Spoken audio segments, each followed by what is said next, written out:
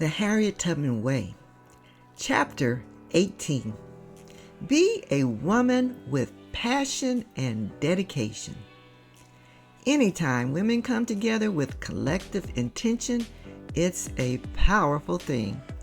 Whether it's sitting down making a quilt, in the kitchen preparing a meal, in a club reading the same book, or around the table playing cards, or planning a birthday party.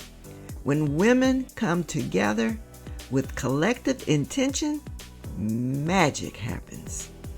Phylicia Rashad. The story is strong women. When I got up north, I met many men abolitionists giving some great speeches about ending slavery.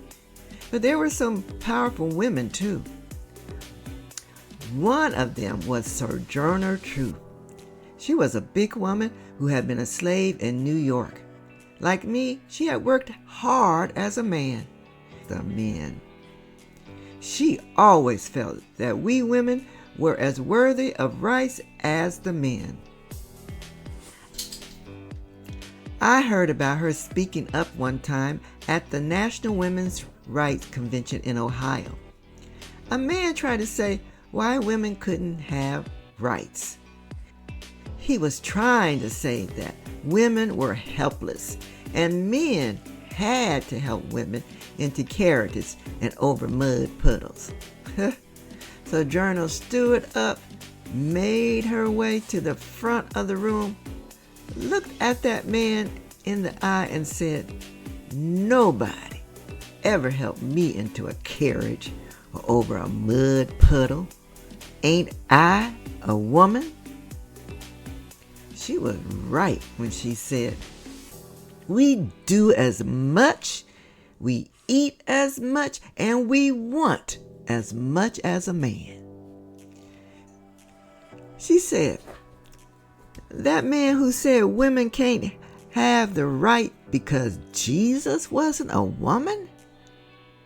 So Turner looked that man in the eye and said, "Mister, where did your Jesus come from?" "I'll tell you where he came from. God and a woman. Man had nothing to do with him. If that first woman God ever made could turn this world upside down by herself, I know all these women here today can turn it right side up again. Now that they're asking to do it, you men better let them." You know, that brought the women to their feet. I remember talking to Sojourner about what life would be for us colored women after we were all free. What we found out was that after the war was over and we were all free, it was time to fight some more.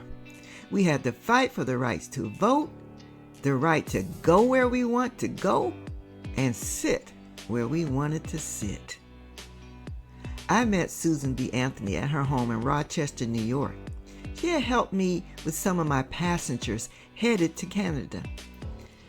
Susan B. Anthony and Elizabeth Cady Stanton were some strong women, and they had dreams that women in this country would vote. They marched in the street and spoke at rallies. I marched with them sometime. Once someone asked me if I really believe women should have the right to vote. I looked at that man and said, I suffered enough to believe it.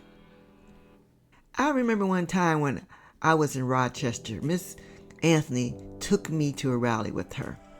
Now, I remember coming in the room and sitting down, but I must have fallen asleep. The next thing I knew, somebody was calling my name and shaking me.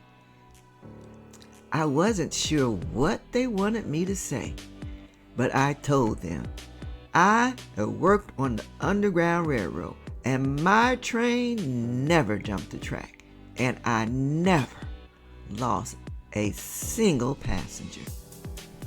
I guess they liked that because they cheered. Marching with Miss Anthony was all about getting the right to vote for women. But colored women had more problems than voting. Colored women decided we needed our own meetings and groups. We knew we were the ones that had to take care of our children. We wanted to make sure our children got an education. We organized and helped poor folks with food, clothes, and to do all that we could for our people. I was right there with Josephine Ruffin, Mary Church Terrell, Ida B. Wells Barnett, and Frances E.W. Harper when we formed the National Association of Colored Women, and our motto was lifting as we climb. Yes, I've been fighting for freedom and rights for a long time, taking care of folks the best I could. Now that I'm too old to get out there and march myself, I want to keep the women encouraged. I told them that the Lord is with you. So you women stay strong and keep on working to make the world better for our children and families. Be a woman with passion and dedication. Be a woman who seeks strong women for camaraderie, support, joint efforts, advocacy, and as mentors.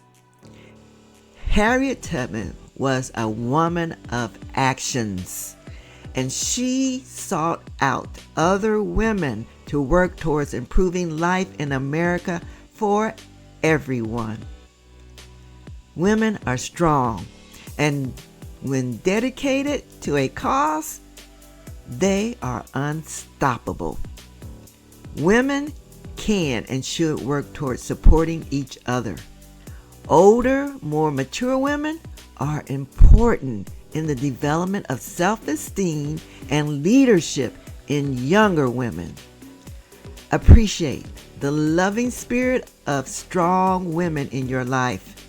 Be encouraging and learn from them. Activities. Discussion questions. Phylicia Rashad was born on June 19, 1948. She is an American actress, singer, and stage director. Number 1 question. Phylicia Rashad is a woman with many talents and accomplishments. What are some of the awards she has won? Why do you think she has accomplished so much in her life? Number 2. Can you name some women in your life that you feel are strong and determined? Number 3. What are some of the traits these women demonstrate that makes them great leaders? Journaling. Number 1. What are some of the traits that you share with these great women? Number 2. Visit our website, www.karolv like Vanessa, BROWN.com. That is www.karolvbrown.com/women and girls. To learn about some women's organizations that you may want to follow on social media, support, or maybe join.